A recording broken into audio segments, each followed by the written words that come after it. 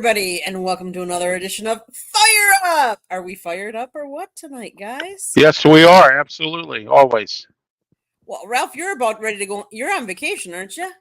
No, I leave Saturday. You leave Saturday, so you're excited because you get to leave. I'm excited to get out of Pittsburgh. I love Erie. That's my second city. We have my wife Rhonda and I. We have some second cities that we enjoy. Sugar Creek, Ohio, Erie, Raleigh, North Carolina, and So good for you. Well, yes, yes. of course I'm fired up. I get to talk to you two wonderful people tonight. Oh, Likewise, Jeremy. yes, likewise. I always have Yes. fun in this show. Well, the title of the show kind of talks a little bit about injuries. Why are they happening so much lately, guys?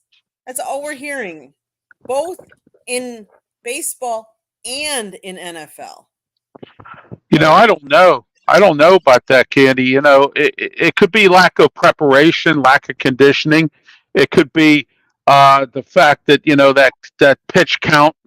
Pitchers. With that stuff, and then you got guys who just manage to get hurt. What I can't figure out is how in the world the Pirates, in the course of two games, ended up with four guys with hamstrings and groin problems. Sometimes it's the field.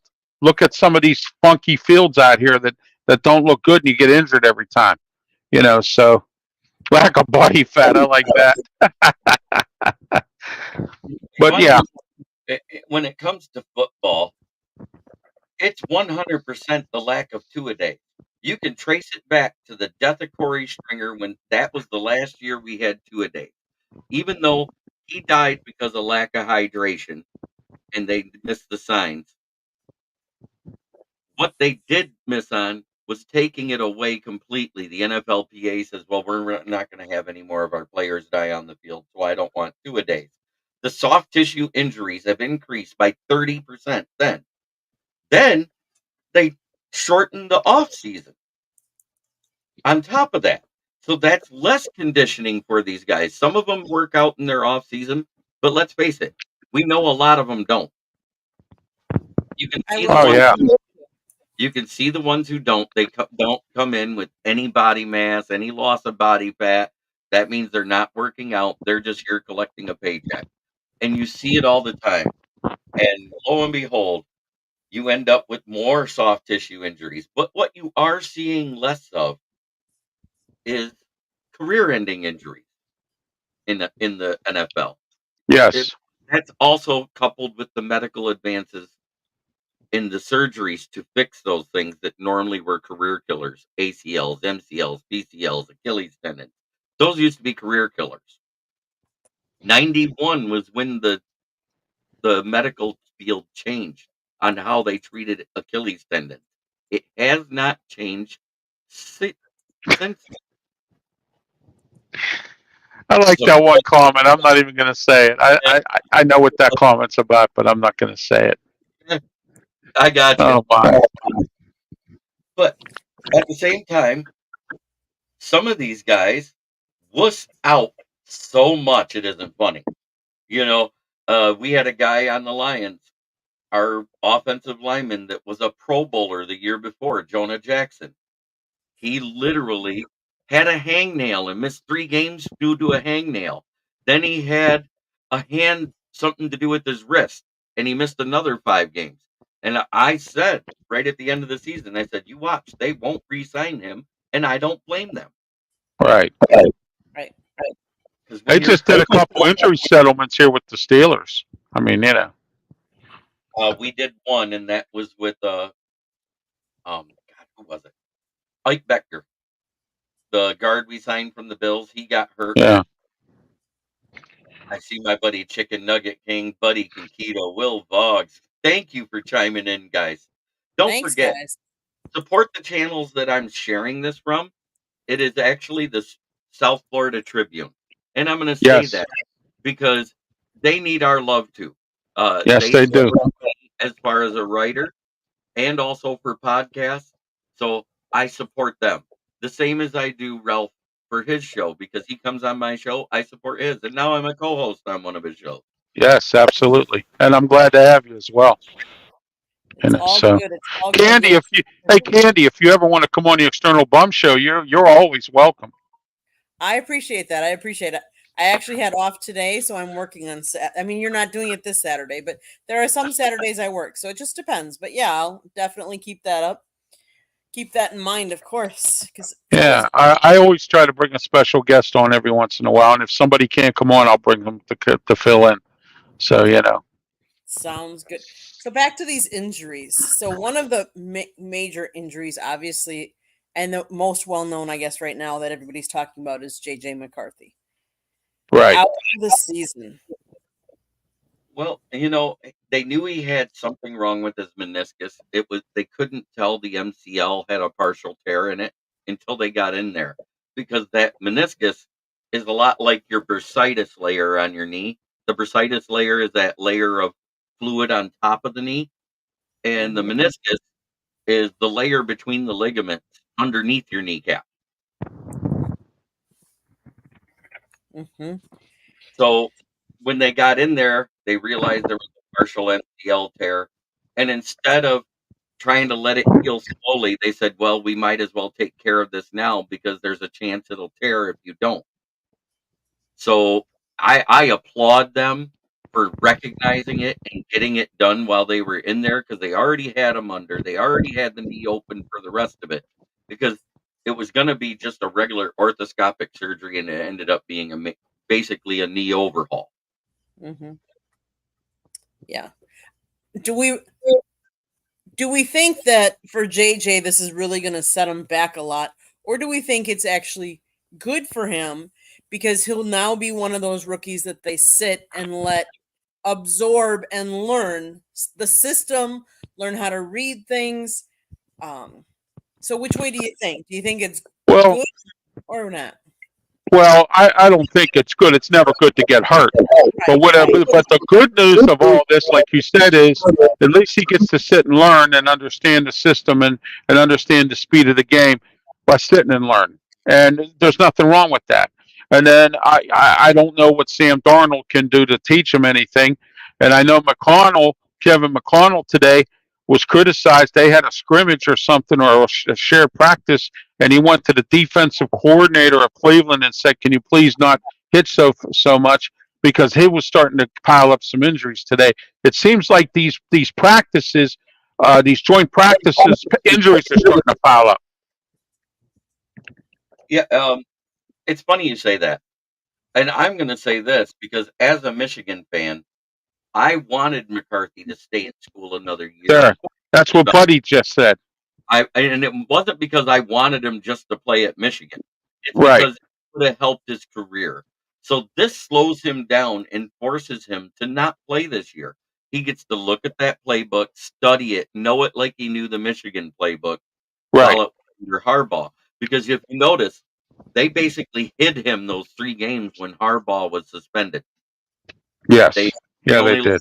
the ball less than 20 times a game. It was handoffs 45 to 50 times a game between Blake Corum and Donovan Edwards.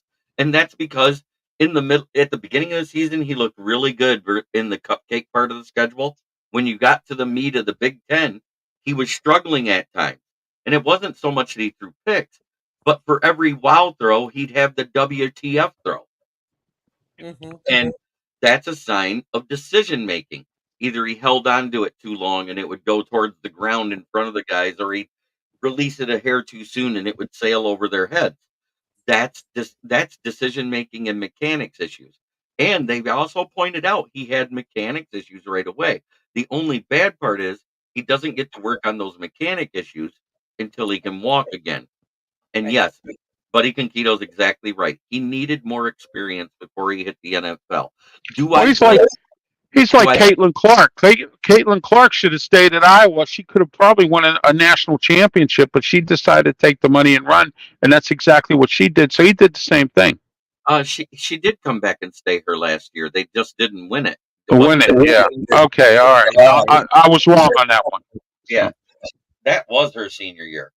So, and I love the Caitlin Clark story. Don't get me wrong, but at the right. same time, I understand it's a college scoring record, and I love it. I love the fact that she beat Pistol Pete's record, but at the same time, there's a slight taint to it. There was no 3-point line back then. If there was a 3-point line, you could have added 1,300 more points to Pistol Pete Maravich because he would hit from just inside the half court to win games for that team all the time, his entire career. He was definitely a deep ball shooter and became a deep ball shooter in the NFL. Lion King even in. What up, though, Smoke? Hey, I haven't seen you for a minute, brother. So I want to go on record. I did not mean anything bad about JJ McCarthy. I obviously do Right. not want anybody injured. No. But I also do think that sometimes we rush these rookies into, and maybe not rush them, but we kind of force them into playing right away. And I don't always think that's the right thing because I think there's a big difference between the college level and the NFL game. And sometimes I would say if you're an elite, you can sometimes make it work. But if you're not elite, they stumble and then they lose confidence. And then I don't think they necessarily become the quarterback they could be, if that Right. makes sense. Well, you know Right. what, Candy? It does make sense like that. But let me explain this. Don't forget, you have a 5-year rookie contract. And I think a team, to save money with their salary cap, would rather have a rookie like that play and rush them into the system so that they don't have to pay some big free agent like Kirk Cousins or somebody like that. This Now is the true. one, go ahead.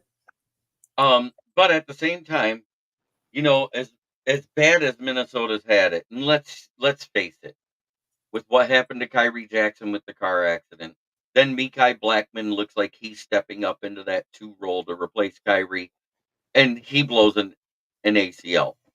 And then the backup that was drafted after Kyrie started playing well. He Right. blows up an ACL. Then the following week, Jerry Tillery, the defensive tackle they signed, blows out an ACL. And now you've got JJ McCarthy with an MCL. As bad as that team has had it. And rest in peace and prayers to the family and the fans. Yes. Loved Kyrie Jackson Yes. in the short time he was there. But at the same time, the most injured team in the NFL right now is the 49ers. Yeah, I heard they're in bad shape. They have 29 players on the injury report and 2 holding out. Wow. Yeah, I know. Ayuk's one of them. With Ayuk and Trent Williams. Mm-hmm. So, but at the same time, how this will help JJ McCarthy is the interior O-line of Minnesota was not that good in the passing game. So it's one of those things. If he'd have played, he might have got hurt in the season. And then that would have damaged him more because by Darnold not having anybody to push him as the starter, he can relax and just be himself. Because remember, he went 4-2 for Carolina that year. Yeah. After I can't remember, Matt Corral stunk Yeah. up the joint. But No, Sam Howell was in Carolina. Matt Corral was somewhere else. No. I'm talking about Carolina Panthers. Yes. Yes, Sam Howell was there. No, Sam Howell was with Washington. Oh, wait, he was in Washington. That's right. You're right. Matt Corral was there. Yeah, you're right. Now Matt Corral's in the UFL. So. Right. Matt Corral was there, and he was drafted even though he had a knee injury in the Pro Bowl he played in when his agent warned him not to. So he went on, and he stunk up the joint. I think he was Yes, he did. To start the season, and then they let Sam Darnold take over, and Sam Darnold went 4-2.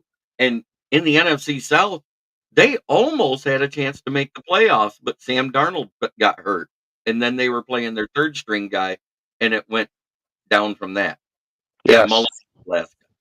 So Minnesota still has Mullins, who's a serviceable quarterback, and you like him in a short stint, but you don't want him starting for any length of time. Because we saw what happened when he faced Detroit those 2 times. He wasn't that good. So, interesting question for you guys. Okay. The Packers obviously don't have a veteran backup if something, God forbid, would happen to Love. Now the Vikings don't really have a veteran backup because Darnold's going to be it. So, do you think either of the teams are going to go after Tannehill?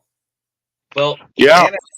Tannehill actually publicly said he wants to be a starter. He will not take a bench role. He said he's happy to sit on his couch at home and spend time with his family until a role opens up for him. So I don't think anybody's signing him because he visited 6 teams already. And Yeah. that was Arizona, Seattle, Denver, Washington, Carolina, and one other team. And all of those teams either traded or signed a backup the next day. Yeah. Washington's got Marcus Mariota. So, you know. The next day they signed Marcus Mariota. Yeah. Yeah. And he's a good backup. I mean, I wouldn't deny that. Marcus Mariota, he's come in and done spot starting, just like we have Kyle Allen. I mean, I keep telling everybody, oh, Kyle Allen. No. Kyle Allen has won some games when he had to black up Josh Allen up in Buffalo. Right. He's not horrible, but No. not starter material, and you wouldn't want him to be your starter. No. But if he had to come in and spot start, you know, like a game or two, you know. So who do you think Green Bay or the Vikings are going to go after? Because neither of them have a veteran backup.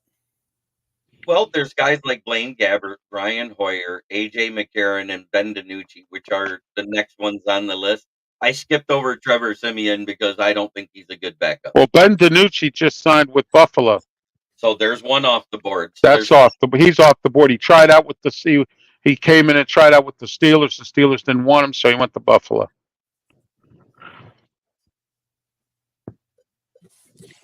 It's not that we're scared to play starters. No.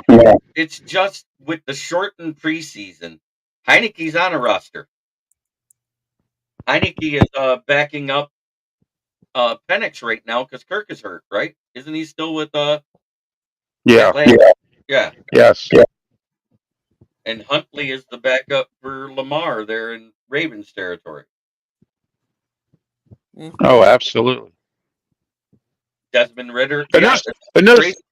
They traded for Desmond Ritter. Right, they did, yes. Instead of giving $17 million a year to say, hey, would you just shut up and ride the pine? But at the same time, if we had a 3rd round pick in 2025, because the Lions were one of the first ones to talk to New England, Matthew Judon probably wouldn't have went to Atlanta because the price was a 2025 pick, 3rd or higher this year. And with already not having a 3rd round pick, you don't want to get rid of your 2nd round pick. A great move by Atlanta, and then they turn around and sign Justin Simmons today. So both of their weaknesses just became a strength. Mm-hmm. Yeah, Green Bay probably, Candy, is going to go out and look for somebody experienced. They're going to have to. Matt LaFleur is not that dumb.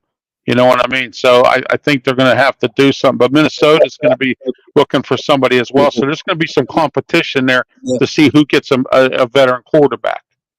Out of the 3 of them, the 2 that I like better, and it's no knock against A.J. McCarron, but he was only able to get it done in the UFL. He had his chance in the NFL, and he couldn't even be a backup then, which is why he went to the UFL. Granted, he had some good games and did some good things in the UFL. He's not ready for the NFL game speed. Brian Hoyer has came in and spot started and done well for teams. And Blaine Gabbert actually was a backup for you guys when Love was the 3rd stringer. When Aaron Rodgers was still there. And Blaine Gabbert did a good job the one game before he got hurt again. Because Rodgers had a stretch where he missed 3 games. And Blaine Gabbert came in for 1, and then Love came in for the other 2. Mm-hmm. So, yes, I do know my enemy. Hey, I never doubted that. Never doubted that. So, they were talking tonight on the NFL Network before the game that even though, because of course they were talking about JJ and JJ going down, and how they think the Vikings are remarkably improved and will do much better this year. Do we think that's true, or They still lack the interior O-line to make a push for the passing game. They still lack half a field in the secondary. Because as long as Lewis Seen is one of their safeties, he's a liability. They traded away Andrew Booth, and I don't remember the guy's name, but I looked up his height, his weight, and everything else. And he's not a good cover corner, but he tackles well. But he's 6'4" and 188. That's a human skeleton at a carnival show. It says here, free agent quarterback Nathan the Choke Peterman. Is he still a free agent, or did he go somewhere? Jeremy, do you know? He, as far as I know, he's still a free agent too. But Nathan, Yeah, if you yeah. got Nathan Peterman, that means your UDFA's and your rookies that you have in the background are straight dog water. Well, he chokes because he choked at Pitt, Jeremy. It was terrible. He choked in the bowl game. He played in the Senior Bowl. He choked, and then he choked in the NFL. So I call him the choker because he choked.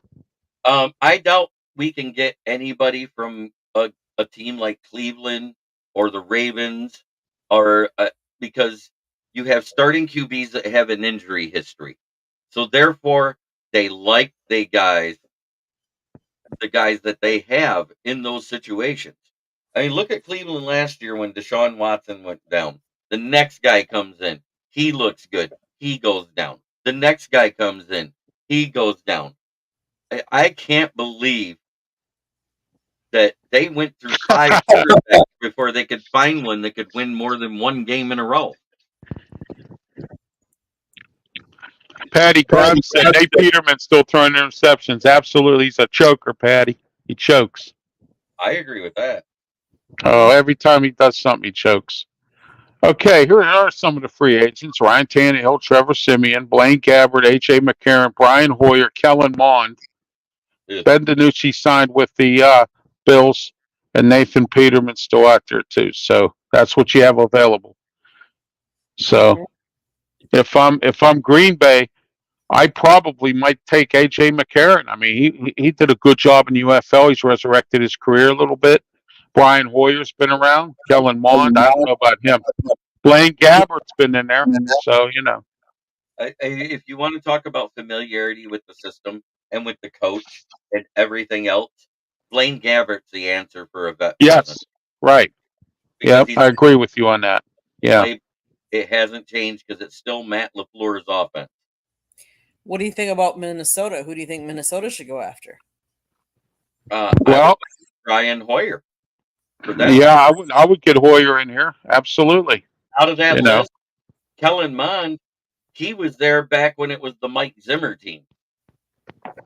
You don't Yeah. want anywhere near a You know KO. what? Yeah, exactly. Yeah, I agree with you on that because Minnesota has to, you know, get rid of the Mike Zimmer smell. You know what I mean? From there, you know. So Why I'm not as high on Dallas this year. yeah, I know he's their defensive coordinator. Took over for Dan Quinn, who left for Washington. Yep. We'll see what he does down there. So, are there any games you're looking forward to this weekend? Well, because Dan Campbell has hinted that he may run starters versus the Chiefs. And the reason why, and I'm going to say, I applaud it if he does. Because the one thing Andy Reid does every year is he refuses to do joint practices. And he runs his starters out 2 games a year. One game is like their warm up. The next game is like their dress rehearsal. And then the third game, he evaluates the backup talent. So I agree. We should run our starters out versus their starters. Why are we going to put our backups out there to get killed? Because that's what will happen. If you have starter NFL talent versus backups, whether it's the quarterback, the O-line, whatever, you're not going to be able to evaluate your talent. Right. So I agree with it. And I think that more coaches should learn that from Andy Reid. Because guess what? since he's been there and he's been doing this, and that's even since 2-a-days have been done, they've been in the playoffs every year. They've been in the playoffs the last 5 straight years. They've made it to 4 Super Bowls and won 3 of them. Yes, they have. Yes, So- you're exactly right. I mean, Andy Reid makes it work there, Candy and Jeremy, and it's like Jeremy pointed out, it's real simple, and he's been to the Super Bowl. So here's a guy who really knows what he's doing. He's got a good staff, assistants and whatnot. So that's a good idea, because all these scrimmages and joint practices, they're causing injuries right now, and fights and all that stuff. I had Bo Crouch on my show on Tuesday, and he was talking about how that Seattle thing with that fight with that joint practice, that causes injuries too. So I mean, it's a big mess. Now, Steelers had one today with Buffalo, and we had some injuries. So I mean, it's a no-win situation here. Mhm. In the first quarter, I'm not putting a backup in versus the Chiefs starting team. I'm putting Hendon Hooker. I used to laugh at his name, Jeremy Hendon Hooker. Right. I get it. Most people did. It Mhm. sounds funny. I admit it. I agree. I think the starters should be playing some in the preseason. I think if they don't, it really shows up that first game. Yes. Tomlin has messed that up all the time when Ben was quarterback. I mean, and then we come out flat in the first game, and he did it with Kenny Pickett, and he did it with everybody. So now he's starting to play his starters a little bit. Russell Wilson's going to play this Saturday. He's going to get his first taste of the game in a Steeler uniform because he had that stupid calf injury because he was pulling a sled. So I mean, Yeah, if you watch the NFL games in week 1 and week 2, it looks like an extension of the preseason. Yes, because they're like Buddy said, rust. It's ridiculous. More than rust. It's more than rust, though. It's mental mistakes. You also see more injuries in the first couple weeks than you used to. Why? Players are not in game shape. Now, granted, I like the joint practices, but I don't like the fighting. No. So I would rather do away with the joint practices. And now, if they go to 2 preseason games, Andy Reid's theory is out. You get 1 game, which means you better run those starters as a dress rehearsal right then and play the first half of that first game, and then evaluate your talent the rest of the preseason. Right. Yeah. But they're talking about they should have kept the preseason at 4 games, okay? Because that gives you more time to evaluate talent, even though you had it at a training camp. But it's game speed.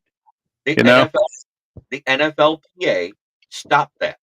They said we will never play more than 20 games preseason and regular season combined. So when they went to 17, the natural progression They had to cut. Right.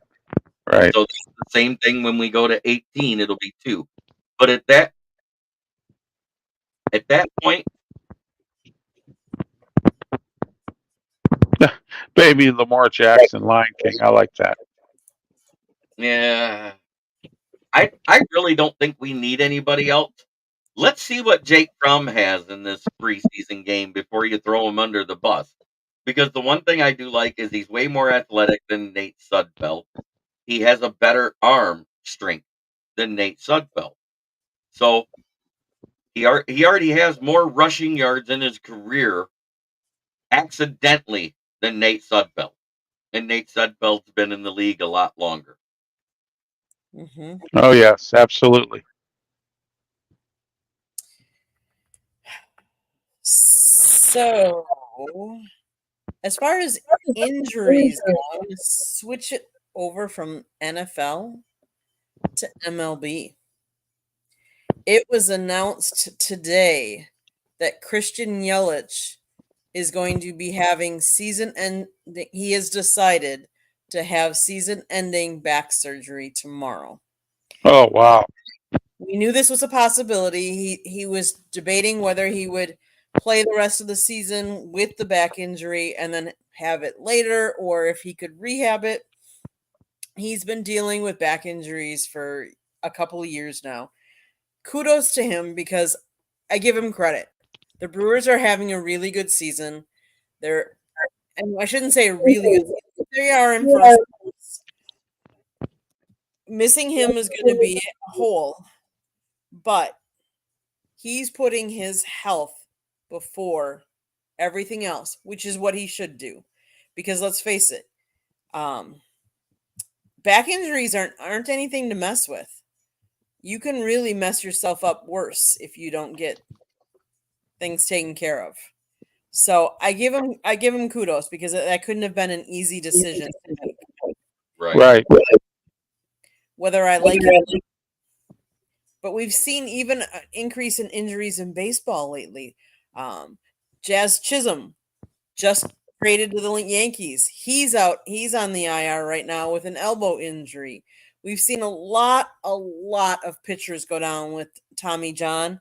I know Yes. the Marlins have two of their top, Sandy Alcantara, obviously. He had Tommy John, and then Yuri Perez, he had Tommy John.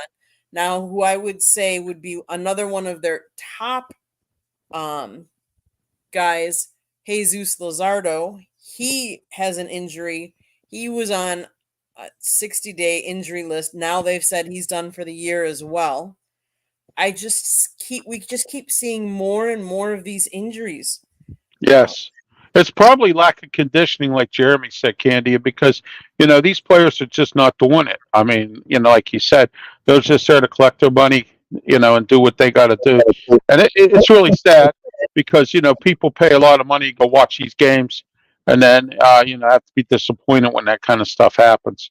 And, and also, too, that pitch count stuff with the pitchers and all that, that's ridiculous. And then, you just don't. That's why managers are so skeptical, and they have this 100 pitches and they're taking the pitcher out, that kind of thing, because they know that the arms are going to get sore from too much pitching, too many pitches. And then another thing too, you got to look at Candy and Jeremy, is the fact that now Major League Baseball teams are making pitchers pitch. All right, they're not taking the first swing at the first pitch; they're making them pitch. And when you make a pitcher pitch too much, that's how the pitch count gets up to 100, and then you're out in the fourth inning or whatever, So I think part of the problem with all of these injuries is that I think back in the day, and I'll admit it, I'm not young. You played more sports, and I think more and more as we've aged, we've seen less and less focus on being a well-rounded sports person and being more focused on one particular sport. Pick the sport either you like the most or that you're the best at, and let's just focus on that. And I think when you do that, you're wearing out your muscles and you're not using all of the different ones. That I think that's partly why we're seeing some of these injuries or more. Well, I mean, I could be wrong, but it's coupled with that. But that pitch clock thing, I have said it all year, and I'm going to continue to say it. As a pitcher goes 3 innings into a game, they should increase it by 5 to 10 seconds after that for the next 2 to 3 innings. That little bit of extra rest is less wear and tear so fast on the arms. We've seen pitchers that weren't able to get a pitch off and lost a game off of it in extra innings now. And look at the Tigers and all the players they lost to begin the season, and now that people are coming back and entering the lineup, and now they're going on a little bit of a tear. They just swept the Mariners. The Mariners just swept the Mets. So they're not a bad team. They're sitting actually they had 14 more wins than the Tigers when they came into the series. Not anymore. Now it's down to 11. And we've seen the Twins lose a game. We've seen the Guardians lose a game here. We've seen this team lose a game here, which means the Tigers are actually gaining momentum. Am I saying they're going to make the wild card? No, because I didn't have them as a wild card team to begin with. I said they'll probably win right around 65 to 75 games and just miss the playoffs. And it's trending in that direction right now. Because with those 3 wins, they're at 56 wins now. So there isn't much baseball left now, guys. You only got about 20, 30 games, and they're winning 2/3 of them. Add 20 games, that's 76 wins. Yes, and buddy, I would have to admit, I do also have an admiration for someone that comes back after bad injuries. Sorry to hear that your son had an ACL injury in soccer. I'm sure he worked hard to get back. Oh, we got Broski Bear in here. He's been following every other podcaster, and now he's finally on mine. Congratulations, Broski, for joining the chat. Yes, yes. Number 30 can hit. He did. Well, good for him. I mean, I can't imagine having an ACL injury and trying to come back. And I give anybody credit for playing soccer because, granted, it's not the sport that I love or follow very much, but you have to be in really good condition to play soccer. Yes, absolutely. Constantly running. So I apologize. I had to go off the air. My neck is bothering me, and I have to throw a patch on. So nope, you're fine. You're fine. You know, I got that neck problem. So. Oh, he almost gave up. Well, I'm glad he didn't.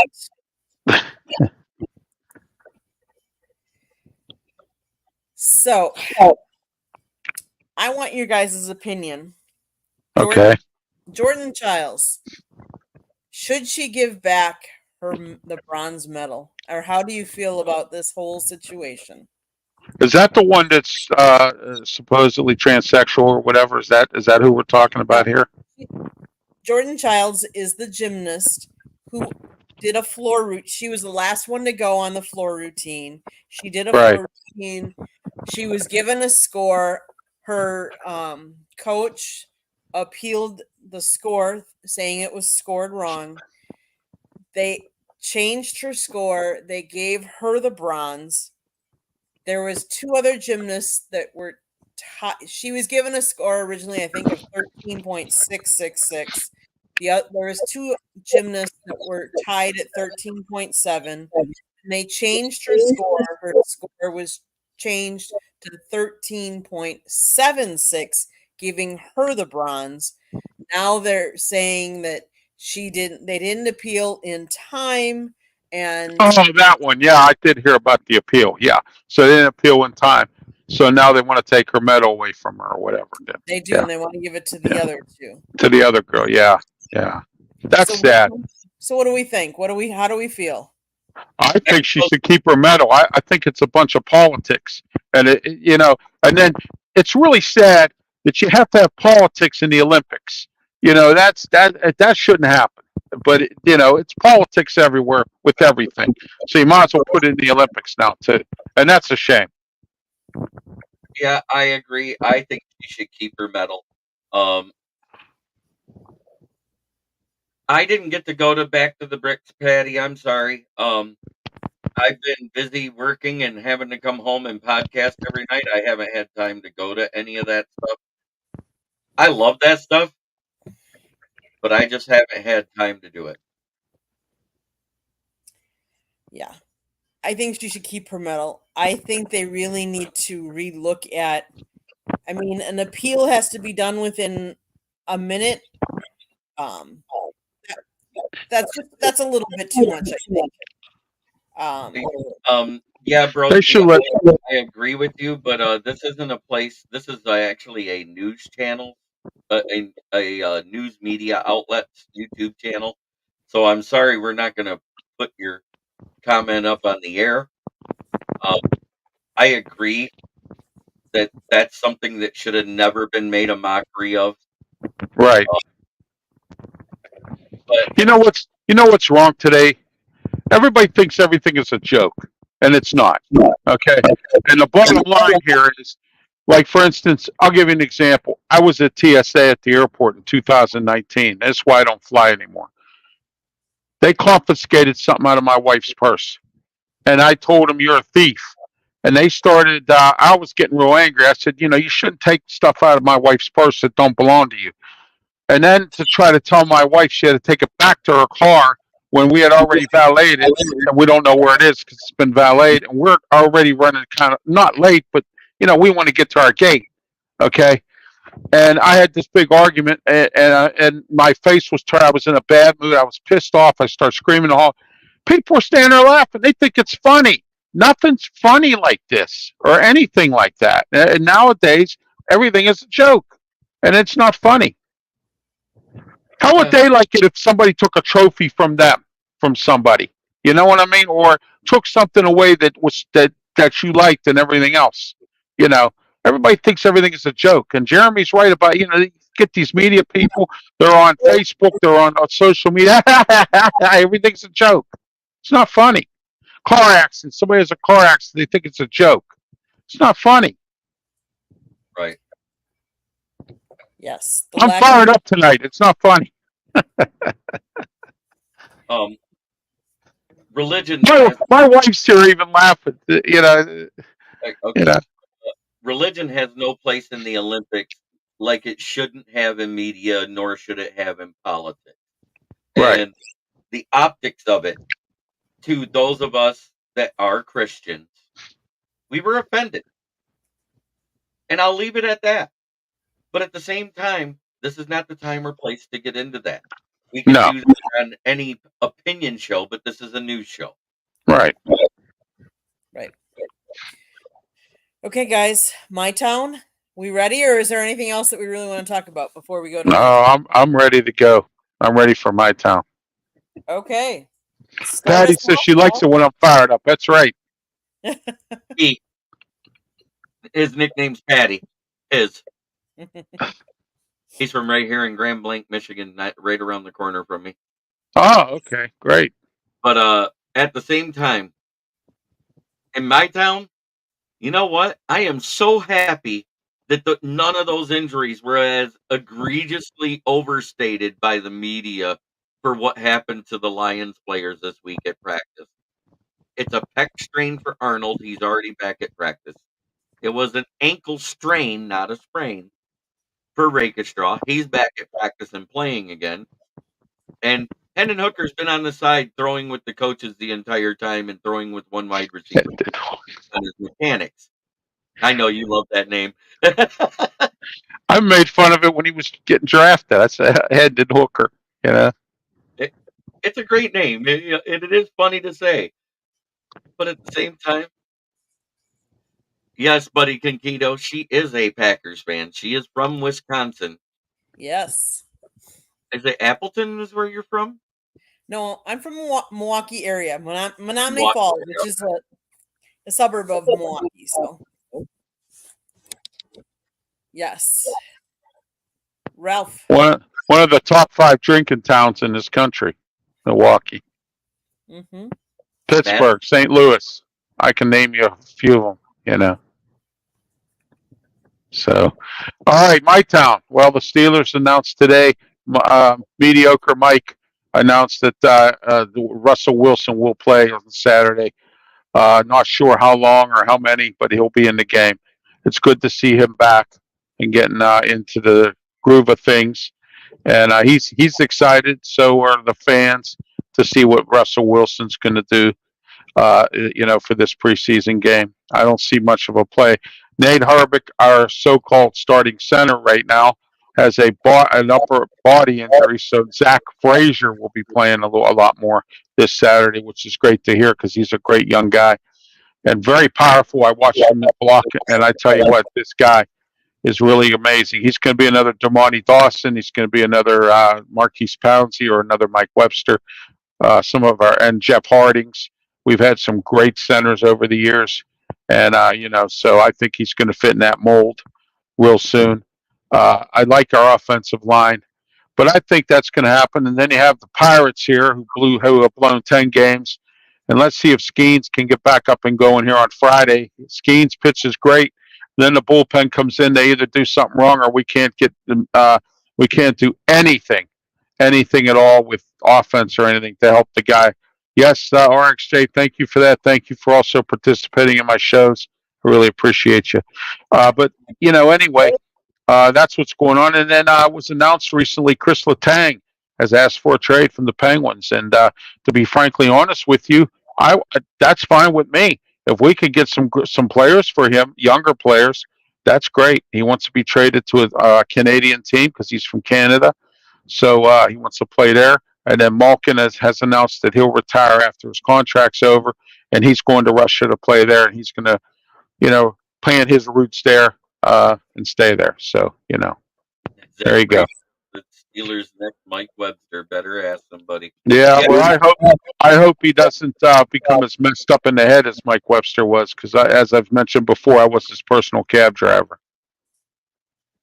Right. It's sad to see him pass like you did. I hope he means as a player with that statement. Yes, absolutely. Zach Frazier is going to be a top-notch center. I think he was a great draft pick. I was surprised he was still available, and I'm glad that we got him. Better us than somebody else. So Juju Smith-Schuster sitting out there. I'm waiting for the Steelers to bring him back. See what happens. We might have to. You know what? And let them toot their horn.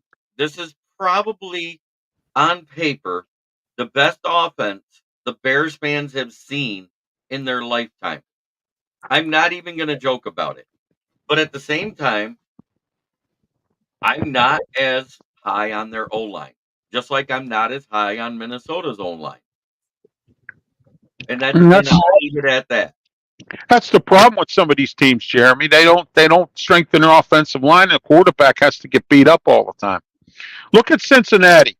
How many times their offensive line was bad? They went to the Super Bowl and got exposed. I told everybody that. Nobody believed me. And then, they get in the Super Bowl and they get exposed. So, I mean, If Jesse Bates didn't channel his inner Jaquiski Tart, the Bengals win that Super Bowl. Yes, absolutely. And then on top of that, now they have in the last two drafts, drafted offensive linemen just like the Steelers have. But that Mims, they took that Darius Mims. He's hurt now. And I don't know how long he's going to be out. So I'm glad we didn't get Mims. Broski Bear says Penn State at West Virginia, August 31st. Yes, that's going to be a great game. Great game. I had two people on my show because I did a college football special that I do every year. I have somebody from Pitt, Penn State, and West Virginia. And with the West Virginia and the Penn State guys both set back and forth, that game is going to be a dogfight. Right. West Virginia is not a slouch team like everybody thinks it is. Not anymore, Jeremy. Neil Brown saved his job. I know. But they're just the team that's like just outside the cusp of being great is what they are. They're a very good team. They play some guys really hard. And I hope they do well. And they recruit well too. And the reason why they recruit well is because they're in a college town. Right. And Pitt has trouble recruiting because they only draw 30,000 fans at Acrisure Stadium. Kids want to be in Colorado where they sell out, or in West Virginia. Penn State sells out every game, no matter how bad they are. You know what I mean? That kind of thing. I've even made a comment about the Cincinnati Bearcats. Look at them. They're in the city. They sell out. I don't understand what is going on here with Pitt. They can't seem to draw, a lot. And it hurts recruiting because kids see this here, Right. That's one of the biggest draws for Michigan, Ohio State. Yes. And as much as we hate to say it, Tuscaloosa is in the middle of nowhere in Alabama. Nowhere. Yes. It was a town built around the college. Right. So, that's why it's their Super Bowl every time there's a game there, Jeremy, and that's their economy. Right. These college towns like that. And that's what I was getting at. Yeah. Jeremy, did you do your town? Yeah. Yes, he did. I did mine too, Candy. It's your turn. Okay. So what's going on in Florida? Well, it's kind of interesting you say that because I'm going to tie both of my towns together. So, Bill Zito, who is the GM for the Florida Panthers, actually, one of the things that the Florida Panthers have done, if they have allowed all of the players, all of the most of the personnel, I think, at least the high ups like the GMs and coaches, they have allowed them to have the Stanley Cup for 24 hours. So Bill Zito is actually from Milwaukee. He went to Milwaukee with the Stanley Cup. And believe it or not, he started his career as a bat boy for the Milwaukee Brewers. So he took it to Miller Park, which is now American Family Foods, and showed it to many of the players. And they posted a picture on the Brewers website with Bob Uecker and the Stanley Cup with Bill Zito, which I think was just a really cool moment. Bob Uecker has been a broadcaster for the Brewers for over 50 years. Bill Schroeder just celebrated his 30-year broadcasting with the Brewers. So I think it was just a really cool moment. And I think it was really cool for Bill Zito to take it up there. Because obviously, let's face it, Wisconsin doesn't have an NHL team. So taking the Stanley Cup up there and sharing that experience with them, I think was just a really cool gesture, considering he was a bat boy at the age of 16 in that stadium. Not even in that stadium, but up there. So the Brewers are doing pretty good. They got a blow today, knowing that Christian Yelich, Jordan Love played all of a couple of plays last game. He went 2 for 2, had a touchdown, a 63-yard strike. So, I mean, is that telling? No, that's not enough playing time. We'll see how much they play, how much he plays this week. I don't know. I don't even know if Coach LaFleur has said anything yet. They do play Denver Sunday night. It's a Sunday night game, so it'll be interesting because I'll be honest with you. My immediate boss is a Broncos fan, so it's my team playing against the team. But it's preseason, so really it doesn't really matter. But it's just kind of cool that football is back in. The night air is getting crisper. The wind's picking up, and if you listen very quietly, you can hear the Bears fans crying because the Packers are coming to town. I like that one. Everybody picks on the Bears, man. That's funny, I do think they're a better team than last year. I think they have a good outside shot of sneaking into the playoffs because they do have an easy schedule. Mm-hmm. But at the same time, I'm going to put this out there because there is an NFL history thing that's never been done, and that's neither team, whether they won or lost, that played in the Hall of Fame game, made the Super Bowl since its inception. So it doesn't matter if you win or lose that game, and you may make the playoffs, but that doesn't mean you're getting in the Super Bowl. And I'll leave it at that. But I do see them winning anywhere from 8 to 10 games this year.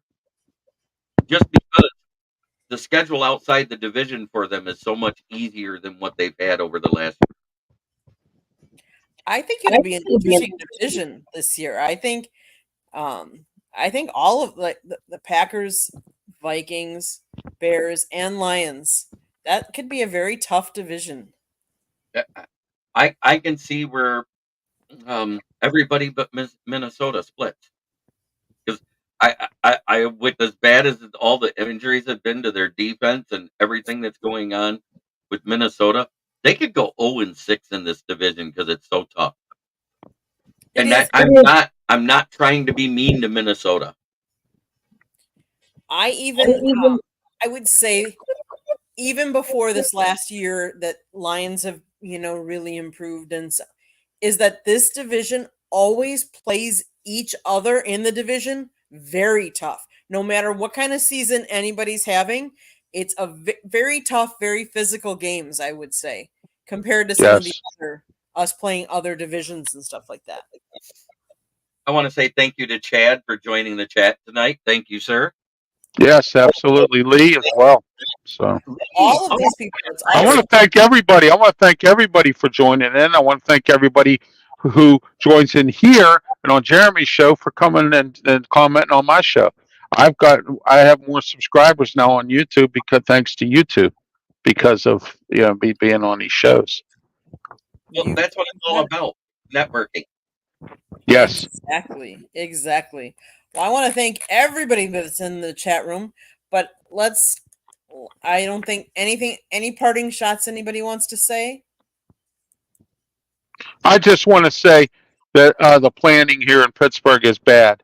They need to talk to Major League Baseball. They plan a Pirate game, and the NFL has a Steeler exhibition game at the same time.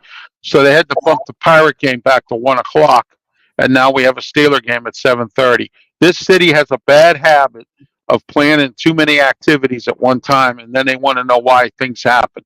Okay, because you do too much.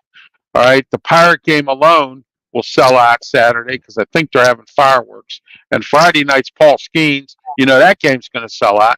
And then we're playing the Seattle Mariners, who haven't been here since who knows when, or even at all in a long time. So all the games are going to be sold out this weekend. So you'll make your money off of that. You don't need to have drunken Steeler fans trying to, with Pirate fans walking in and out. That's my parting shot. Thank you, DC8091, for the update. Haven't seen you in a minute, sir. Welcome home. Welcome back to Michigan. Yes. Thank you. I think the AFC North is going to be tough too. Steelers, Bengals, Ravens, Browns all improved or stayed the same. I hope Fields balls up. Okay. I think, it's been a really good show, guys. Yes, it has. I think we need to tell everybody how they can get a hold of you and how they can support you and your shows. With that guy. All right, you can get a hold of me on YouTube, Ralph Williams RW Media. You can catch all my shows there, and I'm on Facebook, LinkedIn, and I'm also on Twitter X, and I'm on Tumblr, and you can also I'm working on a Roku channel, and I'm going to be uploading stuff onto Spotify real soon here as well. So, and I'm on the crsmmedia.com website. My Sports Corner show's there. And I'm in the process of sponsoring my third wrestling company called Honorary Wrestling. It's here in Western Pennsylvania, and it'll be the third company that we have a working arrangement, and so we're going to be helping each other advertise. And I'll have some special wrestlers on my show as well. Awesome. And you're on vacation, so your shows are taking a little bit of a RW Media shows will take a break, but I will be here, and I will be on Jeremy's show on Wednesday night. I will be on with Peter Blake on the Sports Web. So I'm just taking off from my shows. Every time I go on vacation, I do a lot of thinking, and maybe I'll rearrange some things. I got some new videos, opening videos. Jeremy saw the sample of the one we have for the external bump, and I just put the new one out yesterday for Ralph's Opinion. So, and I have a new one for Bible Capsule and for Ralph's Opinion Local. And so there you go. Now all my shows have videos or opening videos. So that's good. Awesome. And my website's almost finished. They just uploaded the pictures I sent them. I have a new one, which you've seen probably with me behind the microphone. That's going to be on my new website, rwmedia.org. www.rwmedia.org. It's coming up, which was done by Dada Data. It's called. So, nice. Awesome. Well, you can find me here on the South Florida YouTube channel every Thursday night for Fire Up, and occasionally on Tuesday nights for Inside the Pigskin. You can also find me on my channel, Kneecap Biting with the Motor City Lions, where I talk Lions football 5 days a week, Monday through Friday, noon to 1. Also on Mondays, Fridays, and Sundays. Wednesday night is my NFL Roundtable show where we talk about all around the league, and we also do pick'ems for each week's game. We do a pretty good job, my guys and I. Ralph is my Steelers guy. I got Will for the Panthers. I got Jordan Davidson for the Patriots. I've got Mike Johnson for the Vikings. I got Mike Marsh for the Packers. Sometimes Ken Catalone for the Packers. God, I've had a plethora of guys in there. Shannon Craig Gregory said once the season starts, he'll come back. That's my resident Bengals fan. And a plethora of Lions guys like Bistrilla, Lions Rumble, and a few others that pop in. Occasionally Detroit Dom. And Will Fogel. Yeah, I said him to begin with. Yeah, he was one of Yeah. the first I mentioned with. But you know what? We have fun. It's a Oh, we do. It's a longer show than usual, and Ralph can never stay for all of it, but he's I there. can't. He's Yeah. there for the news part of it every time. Awesome, awesome, awesome. I want to thank you, Candy, by the way, for the offer earlier today on the messenger. I appreciate that. You know. No problem. I get it. Hey, we all got to support each other however we can. And so, South Florida Tribune, if you see a red subscribe button in that lower right-hand corner, hit that subscribe button. Like us, share us with all your friends and family. Monday nights, we talk hockey on Fire Up Florida. We talk baseball on 108 Stitches Baseball Talk Monday night. Tuesday night is Inside the Pigskin. Wednesday night is Sports Exchange, and Thursday night is Fire Up. On Sports Exchange and Fire Up, you just never know what we're going to be talking about. We could be talking about anything. My husband actually wrote a book, Lessons from the Microphone, Tuning into the Enduring Wisdom of Visionary Leaders. It's written by Scott Motor City Madmouth. Go get your copy today. It's available on Amazon, Barnes & Noble, Kindle, Apple and Google Books. Look, Ralph's got the book. I know Jeremy has it too. That's okay. That's okay.